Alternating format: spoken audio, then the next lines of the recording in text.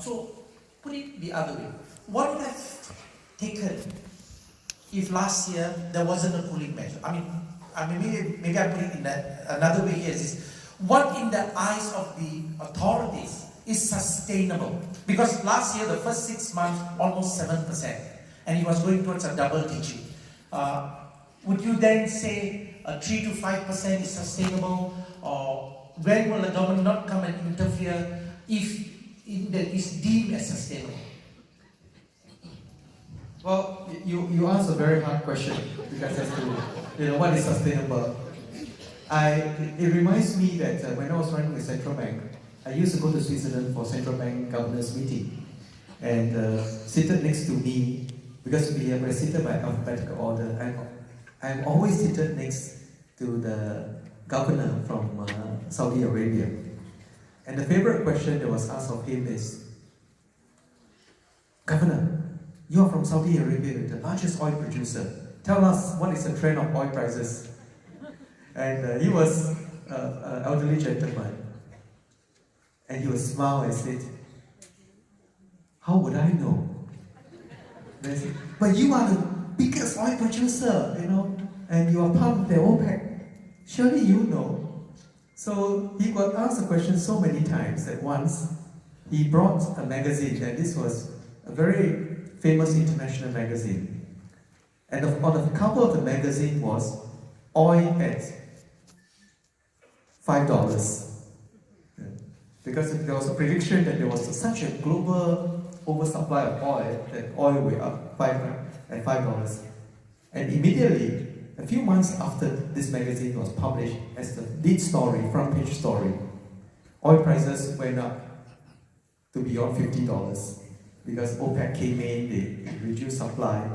And they said, well, it is a fool's game to try and predict how oil prices would go up or down.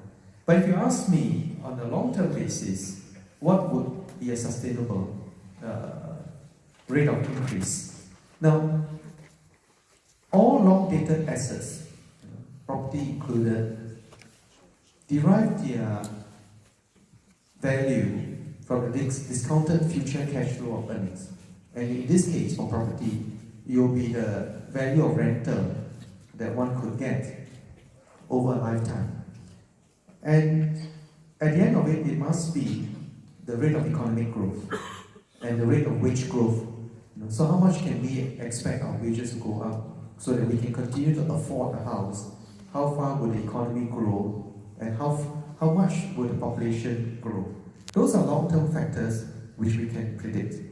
And the key to that is, first and foremost, will Singapore still be there as a country? Right? If it is going to be there, yes, the property value will have some value. And that's why, our young men and women and all the men here doing national service is important, because the country is still there. It's a sovereign nation, and therefore we must take defense seriously. Two, will the economy continue to grow? If the economy collapses, like what happened during the Asian financial crisis, global financial crisis, values just went down significantly. And three, what are people's expectation of what will be the long-term economic growth? If I see that the long-term economic growth is zero, the value of the property cannot rise very much. And that's why many of the things that we do is really for us to ensure that we have sustainable long-term growth. So in addition to my job as Minister for Finance, I'm also Chairman of our Future Economy Council, where we have to look at how do we continue to sustain the growth of our economy.